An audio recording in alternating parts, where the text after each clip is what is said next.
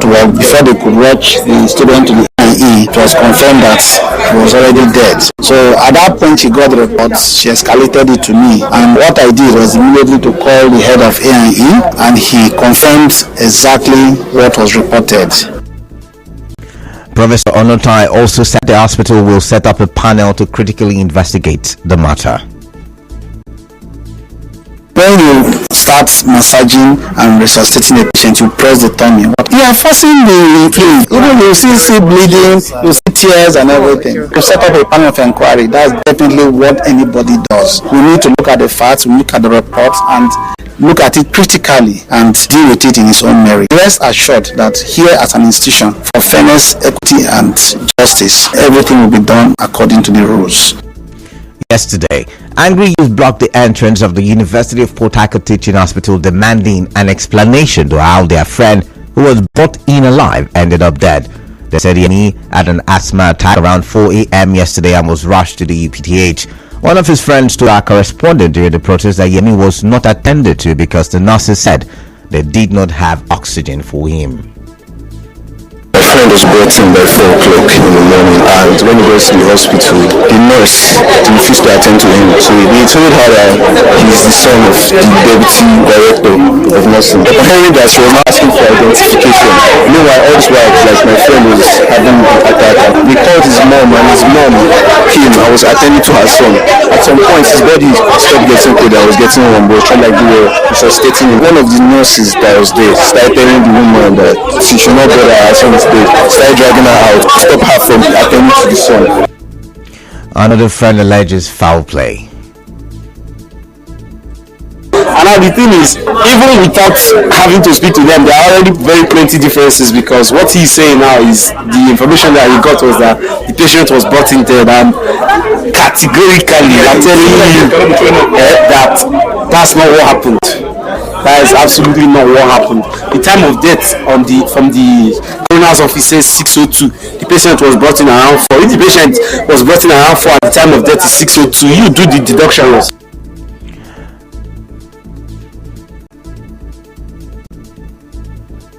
Also, a neighbor of the deceased said the nurses did not attend to them when they arrived until they were told he was the son of one of their staff.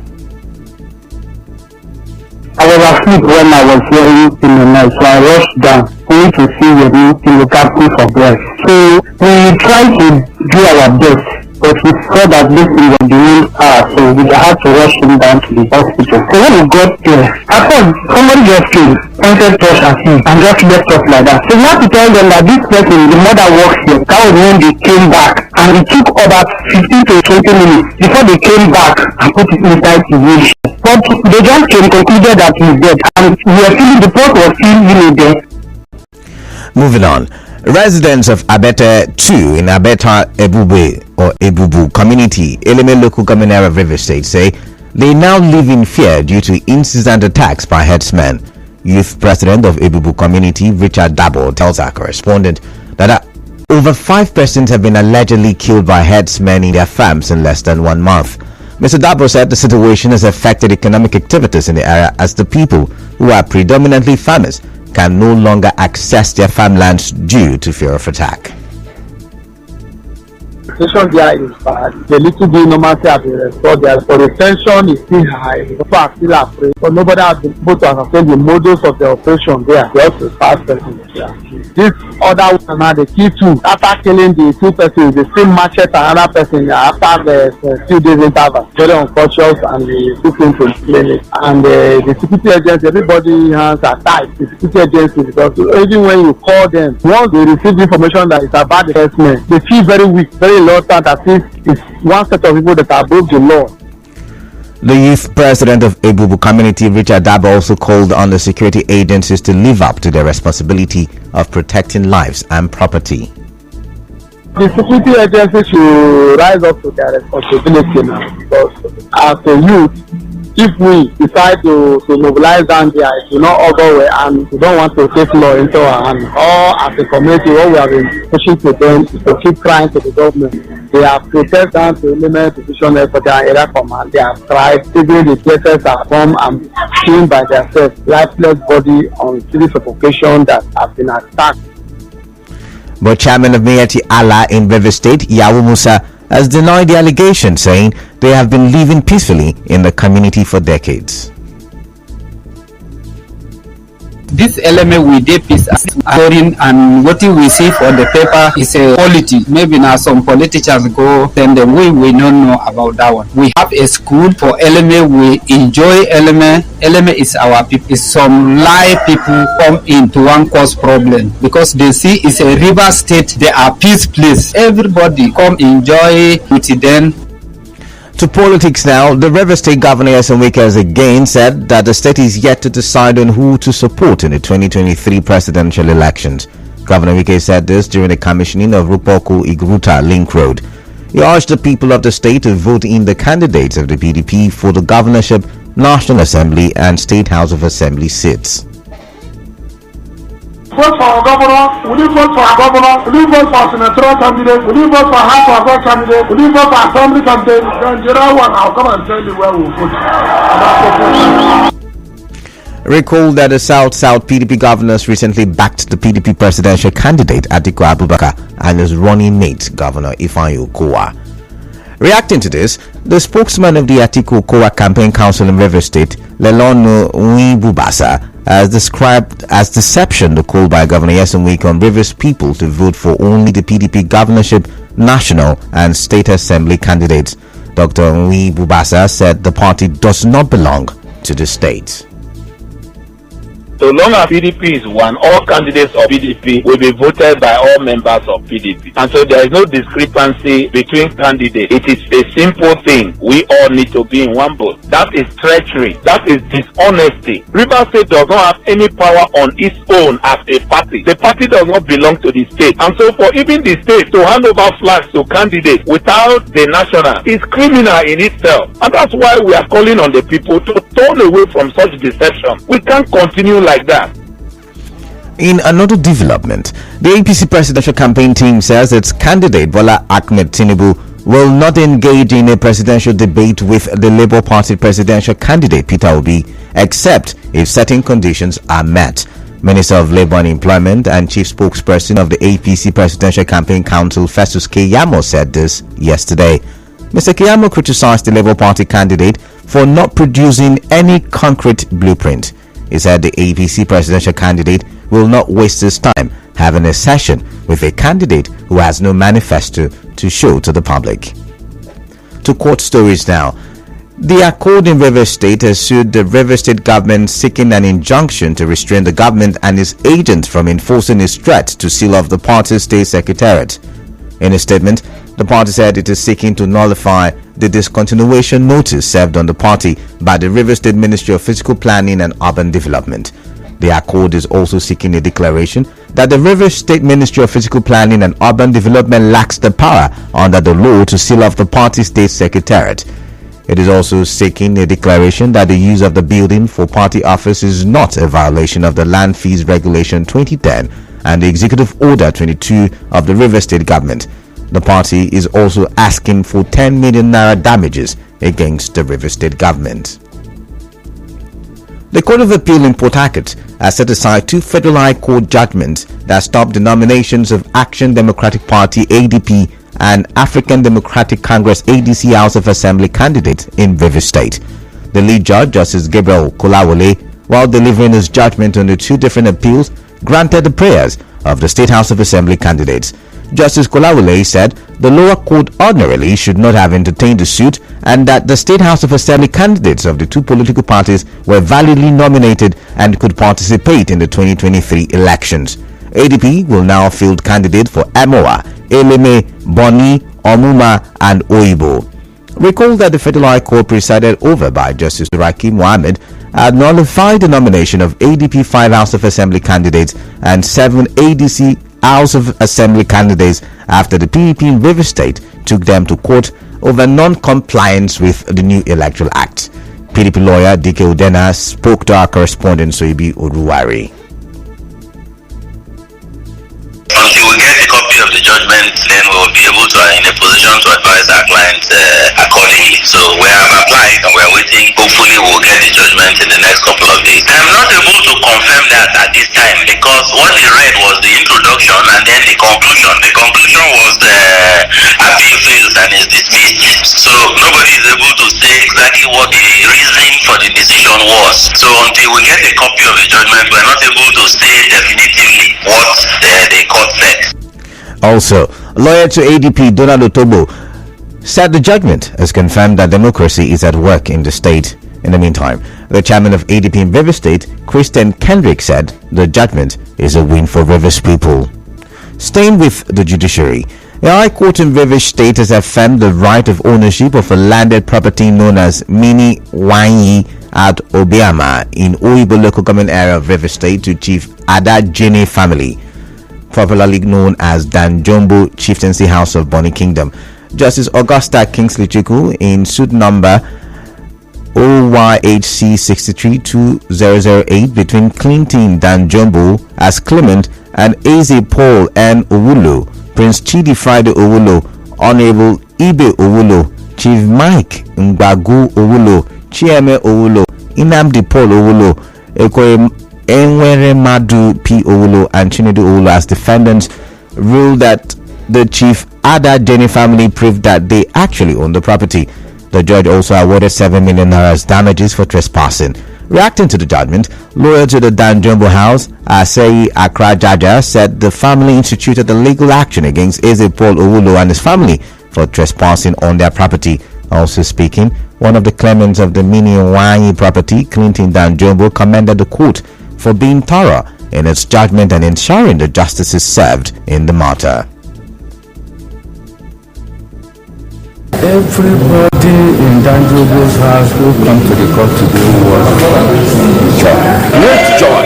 Because when we started the case, some people in Danjobo's house who wanted to become a chief, lying to the youth and the elders of Danjumbo that this in Danjumbo have sold the meaning one to get the money to train the children in overseas. But my biggest surprise today, the court has delivered the judgment in the favor of Danjumbo's house. So today, the new ones belong to Danjumbo's house. Still ahead, 8-man calls for use of Naira to tackle petrol crisis. Stay tuned. We'll go for a quick break.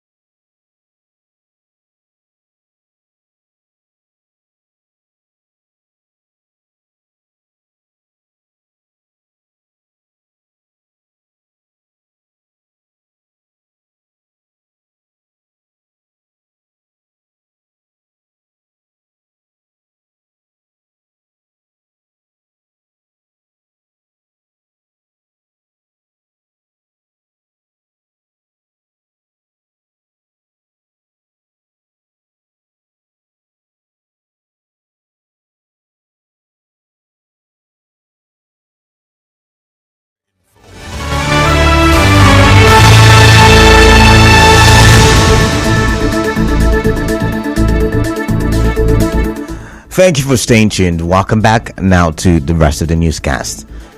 Members of the Abua Odwal 8th Legislative Assembly have expressed their appreciation to the local government chairman Daniel E. O'Donnell for disbursing car grants to the 13 councillors. Speaking on behalf of the councillors, the deputy leader of the House and councillor representing Ward 9, Opokikpoi Sokari, said the act by the council chairman is timely and will go a long way in strengthening the relationship between the executive and legislative arms.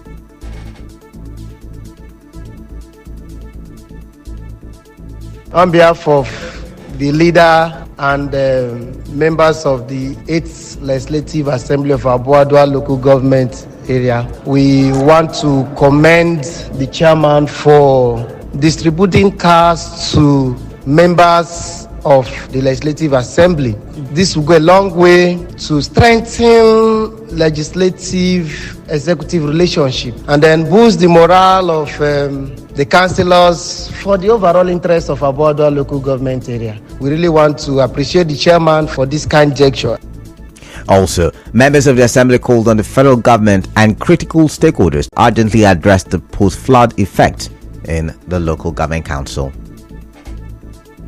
We really want to call on the federal government specifically and more from the state to also put in measures for post-flood measures, because as it is more challenging now, especially for the communities. About 28 communities in Abuadua we are affected. Farmlands, we don't have seedlings, we don't have cassava stem and even food. And so we pray that the government shouldn't stop in bringing materials, relief materials just during the flood alone. The people need these materials more now than before. We go for another break. When we come back, we bring you the rest of the news.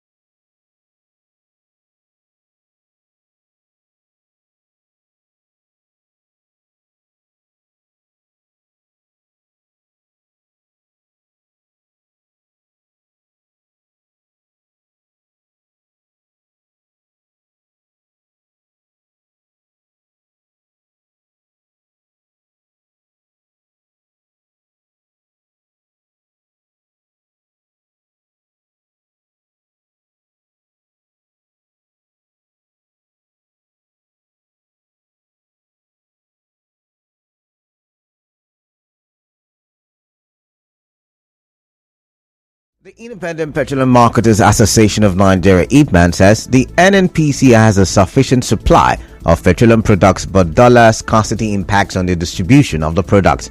In a Channels TV interview, IPMAN President Chinedu Okoronkwor said filling station owners are expected to get the product from tank farm owners at 148 naira 19 kobo per litre, but they now receive the products at 185 naira to 210 naira. He said the depot owners blame dollar scarcity for this, as all vessel transactions are in dollars. He called for the use of naira in carrying out these transactions and to ease out the distribution process so as to tackle these challenges. And now, we'll bring you news from around the world.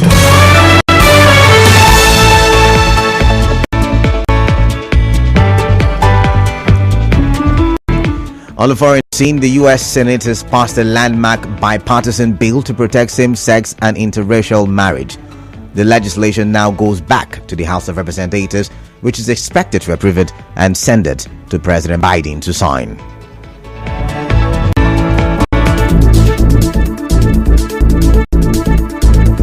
On the news this morning, you heard the UPTH is insisting that the social media influencer Yemi the Plug was brought in dead as youths blocked the hospital over his death. Atiku Kowa Campaign Council has tackled Governor Wike for saying that the state is yet to decide on who to support in the 2023 presidential election. The appeal court has set aside judgment against Rivers ADP and ADC candidates. The APC presidential campaign team has asked the Labour Party presidential candidate Peter Obi to make his manifesto public as a condition to debate with their candidate Bola Tinubu. Ipman has called for the use of Naira to tackle the petrol crisis. On the foreign scene, the US Senate has passed a landmark bipartisan bill. The news was edited by Chama Ezewafo. Cloudy weather in Port Harcourt this morning. Collect your PVC and vote. Your vote is your voice. I am Kalada Kurubatabo. Good morning. It's your right to know.